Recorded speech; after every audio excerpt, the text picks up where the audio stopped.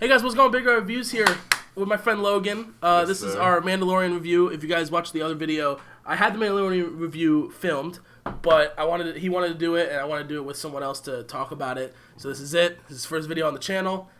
Show him love. So we're gonna go into non-spoilers quickly, just so if you want to skip to this time to go to spoilers. But what do you think overall of it? Overall, I was very surprised. I went into it with low hopes. I'll say low hopes just because how they've been handling. Recent years, you know, Star Wars hasn't really put on a show for me. So, you know, I had low hopes going into it, but I was very pleasantly surprised By the first episode alone. I was scared because of episode 8. I'm one of the few that like Solo and Rogue One and all that, but I saw Dave Filoni was producing it, so I was like, okay, I kind of have hope for it, but I was still kind of scared. But yeah, overall, I mean, acting was great. I mean, anything non-spoiler talk is kind of great in my opinion. You know, there's a lot of practical effects, like puppets. One of the main characters is a puppet. The plot's good. There's some episodes that's filler, and we'll get into that in the spoiler section. But, you know, filler is okay when the rest is good, in my opinion. It's necessary. Yeah. CGI was great. I mean, especially the space scenes was great. I mean, these Disney Plus shows are getting budgeted like they're movies almost. So I think that's good. Costume design, world building, anything. But we really can't talk about the show without spoilers. So fuck that. We're going to spoiler section now. Episode 1. We're gonna start episode 1. It's called The Mandalorian. They just fucked it. They just didn't care. It's fine. So what? This episode basically the gist of you meet Mando.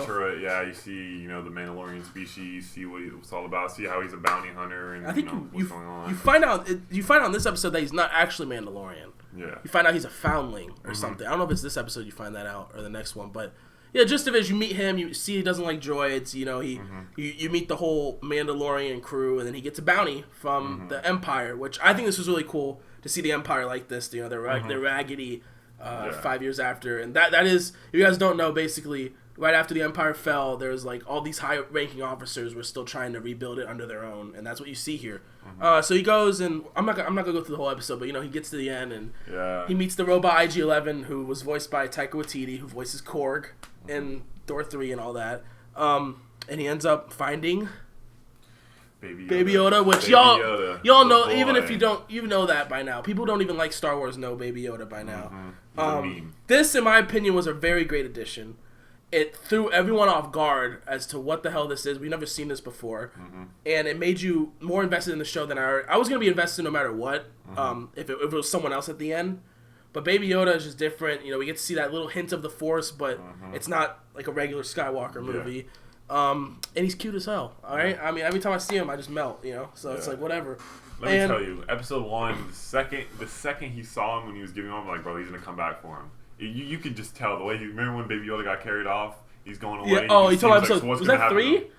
Oh, 3. Yeah. You knew, and that's what I like about Mandalorian. Also, you can kind of tell his facial just by his body movement. Exactly. That's why Pedro Pascal. He just like the way he just like looks at him. But yeah, Baby Yoda, and then you know you get in episode 2 where you know he's trying to bring Baby Yoda back. This is still when he's still gonna just return Baby Yoda.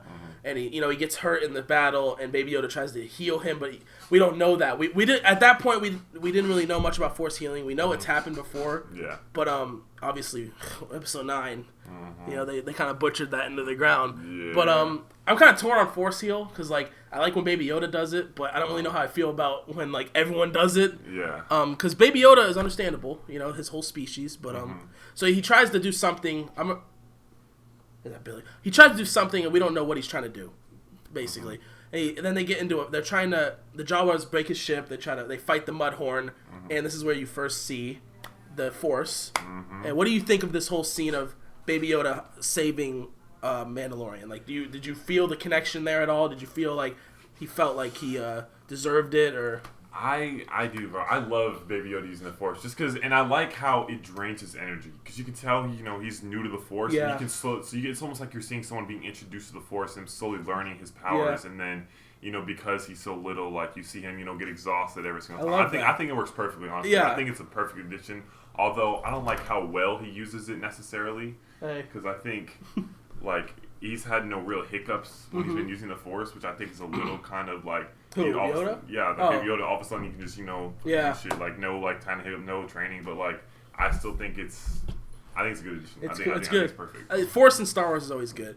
We don't know much about Yoda's species, so we don't know what the age they start training. He's 50 in this show, so we don't know if they started training at 30. But I do like. That's why I couldn't really connect with Rey a lot. It's because she doesn't get tired. That's a whole other debate. But you know what I mean. Like seeing Yoda struggle, like tire and pass out afterwards, really made me like identify with him. So he brings, and then they build their ship again with Quill. I've spoken. He was a really good character. And then what happens. And they fly off. Episode 3. He brings him back to, I forgot the planet name. This is probably one of the best episodes. Before the finale, this was probably everyone's favorite episode.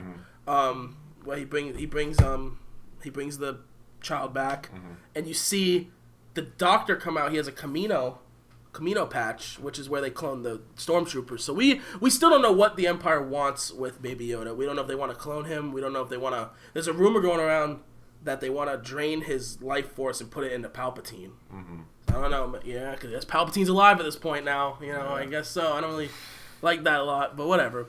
That's another topic. So yeah, you can start talking. So then he brings him back. Then what? He gets on the ship and he's about to leave. And remember, he takes the little screw thing off. Oh yeah, and it's not. I like how it's continued through. I mean, every single episode now he screws it off. Like you always see him every time he gets on the ship. That's one of the first things Mando does against the ship. It's character development. Yeah, it is. It's great. And so then he just decides, I'm gonna save this baby. He doesn't deserve this, and he goes and kicks ass. He gets cornered. He takes the baby, gets cornered, and then Mandalorians come in with their jetpacks, and oh man, such a good scene, bro. We've seen this in Clone Wars, but we didn't know how it would look in live action. But they pulled it off. It looked great. It looked fantastic. This is the way. Kicked ass, and he escapes with the baby, and he shoots Carl Weathers in the money. But I think he knew that. I think he didn't want to kill Carl Weathers' character. Yeah. Episode 4 is where they go to the farm. And this whole show is basically westerns. Like every show is like a western trope, but it's done well. Like this, they go to a new place as a girl, and he brings Baby Yoda. He wants to like settle down with the kid. Yeah. And then he meets Cara Dune's character, which she's badass. This is how you do female characters. Like you don't force it. Just like regular character, badass. Yes. She's strong. I loved her. She's a great character. Yeah, absolutely. And then they find out that this village is getting raided by these raiders that have an ATST, and they set the trap up for the ATST. It was really cool seeing the ATST like modified from these raiders almost, and it looked really cool. And this episode, a lot of people say it's not that good, but I feel like this episode was kind of more of a filler. But what it did establish is that they were hunting Baby Yoda and they had a tracker on it. Yeah, so at the end, that's one that thing they're still tracking it. Yeah, you thought he got shot, and I was like, that's the second time that's happened now. But Baby Yoda's about to get shot. I'm like, calm the hell down. Yeah. Then he has to leave because he doesn't want to keep them in danger, and he knows that he has to keep on the run because Baby Yoda's getting pursued. And we still don't know to this day why everyone like wants it. We don't know. That's the one thing I don't know what they were trying to do with him. The Empire wants him alive, but then Moff Gideon just starts lighting the bitch up. So I don't know. Well, actually, Baby Yoda wasn't there, so never mind then. But you know what I mean. Like then the bounty hunters are trying to kill him. So I don't know about that. But episode 5 was probably my least favorite episode. I think it's a lot of people's least favorite. They go back to Tatooine, which was cool. Yeah. We see the Mos Eisley. We see where Han Solo sat. But then you see this guy. I didn't really like him. His acting, to me, wasn't that good. I agree. It just threw me off. Like, everyone else was good. People said the lady wasn't good. The lady who runs the ship. I didn't mind her as much. The kid just threw me off. Like, and maybe that's what he was going for. I don't know. But, I mean, besides, Tatooine was cool. You see Mos Eisley. That was a filler episode for sure. It was really filler. If you take that out, there's nothing that... it would have been a 10 out. It would have been amazing if it wasn't this... Exactly. It did nothing. So they go chase this... I don't even want to talk about this. They chase this lady. They mention the high ground. She's a sniper. And then at the end, you see... The one thing this episode did is you see someone at the end chasing Mando, and that's not Moff Gideon. So we don't know who that is still, to this day. Yeah. The sound that his shoes make, or her, is the same sound that Boba's makes. So I really hope that's Boba. I really hope Boba's next season and that he survived. That'll be fun. There's one mention of Boba being alive in canon, and it's somebody found an old chewed up Mandalorian armor set in Tatooine. That's it. So I don't know what the hell's going on with that. That's maybe season 2. But Moff Gideon, we'll get to. He comes in episode 7, but episode 6. So these next 3 episodes are just boom, boom, boom, fast paced. Episode 6 is like a prison break. Yeah. I thought that was this episode. Yeah, dude, that episode was crazy, bro. Seeing Mando go ham. It's just like it's like a horror movie. Like he's locking sectors down. There's black. Yes. All you have to know is that he meets his old crew. They're fucking annoying. Like the one girl's annoying, but Bill Burr's funny. He mentions the Gungans and the Misa. And then he drops Baby Yoda, piece of shit. Anytime Baby Yoda's in danger, I get fucking pissed. But so yeah, he basically, because I want to really talk about the final 2, and then so he saves all of them, or he kills all of them. It makes you think he's killing them, because all of a sudden they're disappearing. That's true. And then right at the end, you discover he left them all in the fucking cell right at the end. I kind of wish he did kill him, because that's pretty badass. But then again, like they'll probably come back in the later seasons. It was really cool, and then you see the guy who played Anakin in the Clone Wars, he dies, and then you see X-Wings, you see like... So he ends up... So you know, in the middle of the episode, he picks up the sensor, and you're like, what is he going to do with this? Like and then you see him planted on him, and the X-Wings come in. Man, you see Dave Filoni as one of the pilots. You see the guy who directed the prison episode pilot, and then you see the girl who did episode 3, which is one of the best episodes, and 7, which is one of the best episodes, and she's doing the Kenobi series, so she's badass. Deborah Chow, I think your name is. Keep it up, all right? And then he takes off again, says fuck everyone else. Here we go, final 2 episodes. 7. Episode 7. It's like basically like the first part of Avengers. Like they're just getting everyone together. He goes back to Cara Dune, which is good because I wanted to see more of her. The boy Quill. I love Quill. And then he gets rest in peace, my boy. He has spoken. He had spoken. He doesn't speak anymore. Not anymore, man. So basically, they go back to the planet and they get into like this campfire. They meet Carl Weathers' character, and then these things attack which are from Clone Wars. I don't know what they're called. And basically, Carl Weathers is about to die, and this is where you first see the Force healing. This is the first time in any Star Wars live action that you see Force healing done, and it's from Baby Yoda, and he's trembling. He's like, "Oh, he's gonna eat me!" And he just he heals him. And I thought this was cool. I don't mind Force healing. It's canon that when Obi-Wan touched Luke's head in Episode 4, that Luke said his headache went away. So that's canon that he did Force healing there. There's a rumor that when Palpatine touches Anakin on Mustafar after burning, that was Force healing. I want to know why it was never mentioned though before. Like, back then they didn't really, But if you read, back then they didn't really think of it. But in books and stuff, they kind of elaborated that Palpatine knew about it. But the reason why Rey can do it is because her and Kylo are like a deity, which I kind of get. I don't know. Yeah. Anyways, so he heals him, and then so Carl Weathers' plan this whole time. I don't know his character's name. I just say Carl Weathers. The plan the whole time was for them to kill Mando. Yeah.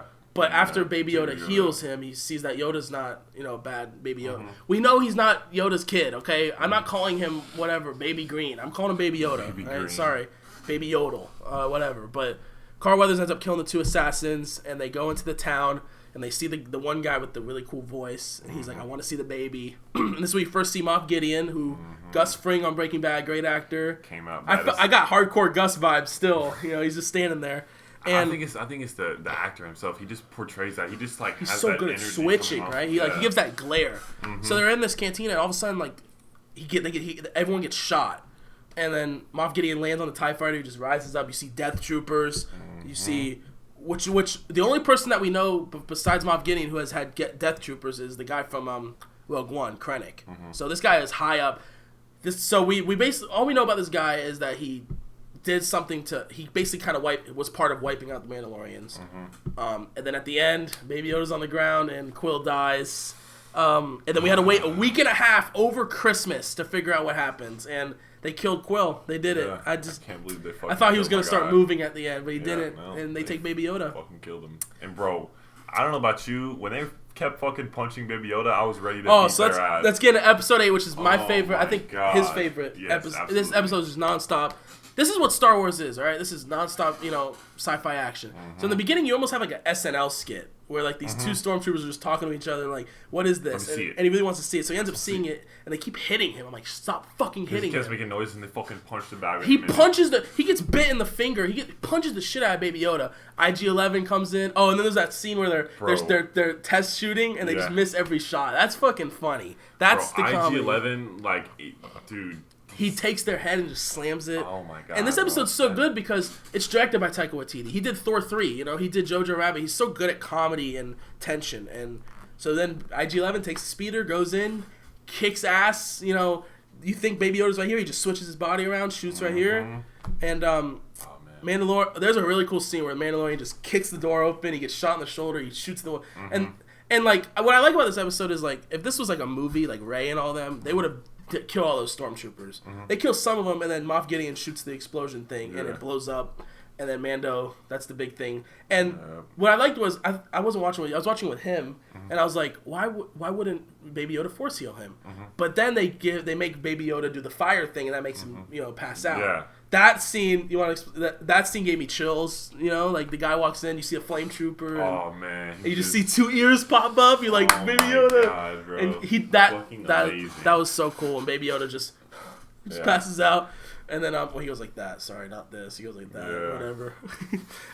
So they escape, but you do see Mando's face. They say, and they did it perfectly. They showed his face like there's no other way they could have done it, and then gave him the justice because exactly. You know, he couldn't have his helmet removed by like an actual person. But then the IG-11 mentions, I'm not a person. And he fucking IG-11 mentions what I was thinking in that moment. He said, no living person is seen. And everyone's like, I watch reactions on YouTube. They're like, he's not a living person. I'm not a living person. Lifts it up. And it's only like 20 seconds. And it's comedy. And then right next scene, I was scared he was going to keep it off. But next scene, he puts it right back on and no mention of it. That's like the perfect way to do it. And he gets back to spray and they're going down this lava thing and you see the cursed image of like an R2 unit with like legs. That is the creepiest fucking thing I've ever seen. Like he's sitting there and I'm like, what's... R2 with arms and legs is the fucking worst thing I'd rather almost have him have like blasters or whatever. It's the worst thing I've ever seen. But he stands up and then... They're going down the river and then fucking kill his ass. A bunch of stormtroopers at the end and they're like stop. He's like what? And they just like shoots him in the head. And then IG-11 the fucking so this is where Mando's arc comes around because and he hated he hated droids because of the Clone Wars. You know he got saved. If you guys didn't notice when you see him get saved by the Mandalorians, that's Death Watch. And if you watch Clone Wars, Death Watch is the elite group of Mandalorians that Darth Maul eventually takes over and kicks ass. But there's a really cool parallel between that. Like he's hiding, and then the same Mandalorian and Baby Yoda. Like he saves Baby Yoda, the Mandalorian saved him. He takes Baby Yoda as his own. The Mandalorians took him. Really cool, like poetry almost. You know, like George Lucas said, poetry it rhymes. You know, sand it's coarse. So yeah, IG-11, he says, I can tell your emotion. He's emotional. Not allowed to be captured because that's the whole thing. Like that was from episode 1. And we saw that episode 1. You know, if I'm captured, I'm supposed to blow up, and that was the whole fucking thing. So then he senses Mando's emotion, and he just fucking yeets himself off of this world and kills a bunch of...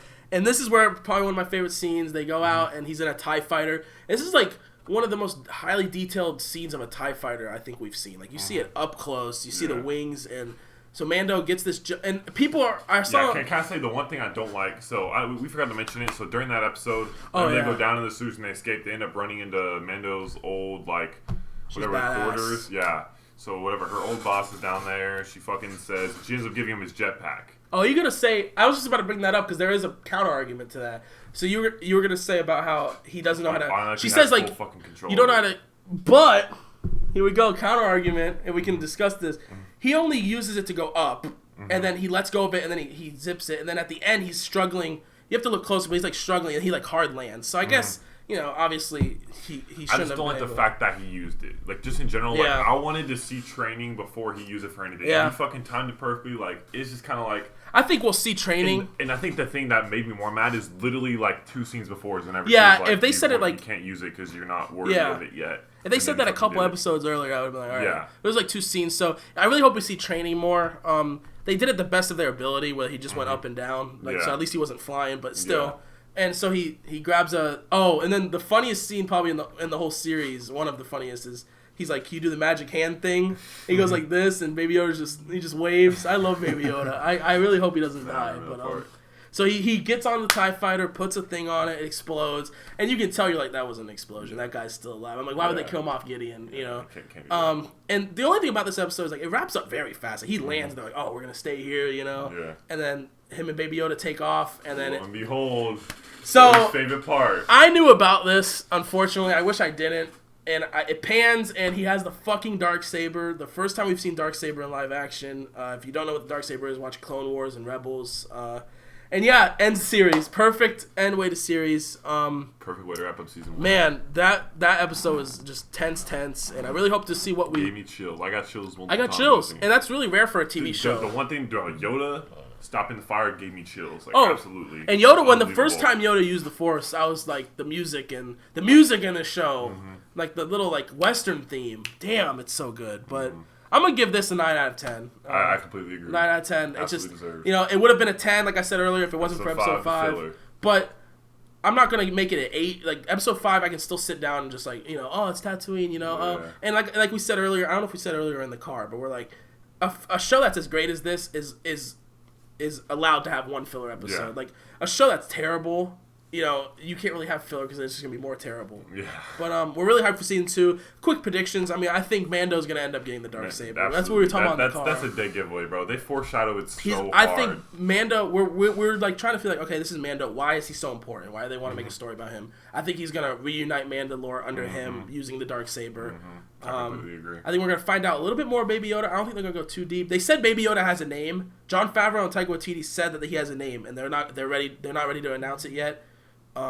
So I can't wait to figure out where he goes. They said Skywalker Saga people are going to be in season 2. I don't know what that means, but he's trying to return Baby Yoda to his home, and maybe he's going to find Jedi. Luke's still out there right now. It's 5 years after Sig. If you see Luke, Sebastian Stan looks just like Luke. Have Mark, whatever. Let's do it. But we'll probably see Boba. They're probably talking about Boba. Season 2, if you want to make a prediction right now, season 2 is going to end on Boba. Like, how the season 1 was the Darksaber. Season 2 is going to be Boba. And it's just going to send everyone into a fucking craze. But, thank you guys so much for watching. That was our Mandalorian review. He'll be in more videos now because... Yes, hopefully. Oh, yeah. We'll do Star Wars stuff. Yeah. But thank you guys so much for watching. Billy in the background listening to us talk all the time. There he is. There he is. All right, y'all. We'll catch you in the next one. Bye-bye.